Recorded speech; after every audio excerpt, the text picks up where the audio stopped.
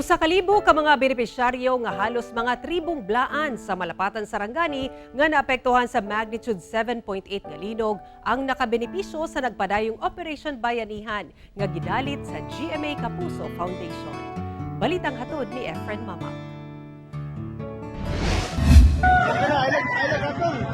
Presko matud pa sa hunahuna sa mga taga-barangay Kina, Malapatan, Sarangani ang epekto sa nahitabong magnitude 7.8 nga linog niadtong June 8 kung asang epicenter sa Maasim, Sarangani.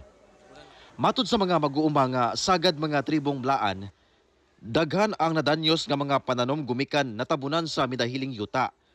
Pipila sab kaadlaw nga wala na biyahe ang ilang produkto padulong sa merkado sanglit nabarahan sa landslide ang main road.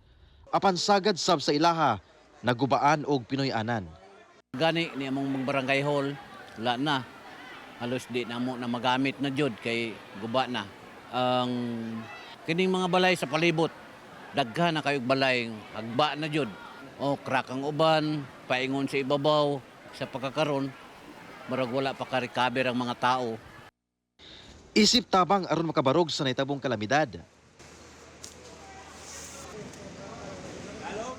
Nagpadayon ang Operation Bayanihan sa GMA Kapuso Foundation sa pagigtambayayong sa Malapatan LGU. Nadala ang mga relief packs nga gilangkuban sa grocery ug uban pang panginahanglanon sa mga apektado nga gikan sa donors. Apan sanglit hilit nga lugar ang barangay Kinam, gikinahanglan pang iagi og suba ang mga kargang relief goods. Dayon sa gamay nga tulay ug dalan nga tungason gayud. Gikinahanglan pa sa muagi sa usa ka sapa, isip detour, sanglit padayon pang ginahimo ang usa ka tulay, una makaabot sa covered court sa maong barangay, isip venue sa naghulat nga usa ka libo ka mga benepisyaryo.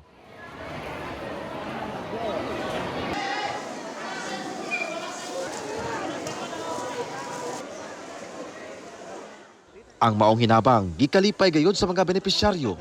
Dakoy among pasalamat sa gobyerno, labi na sa GMA nga tabangan mi diri sa bukid. So para sa ating mga kapuso dito sa Malapatan, dasal lang tayo, no? Kasi hindi naman talaga tayo pinababayaan ng Diyos. Marami at maraming tulong na nanggagaling sa iba't ibang mga agency, katulad na lang po ng Kapuso Foundation. Kauban si Gary Balantay ug Bong Vicencio, Efren Mamak, One Mindanao.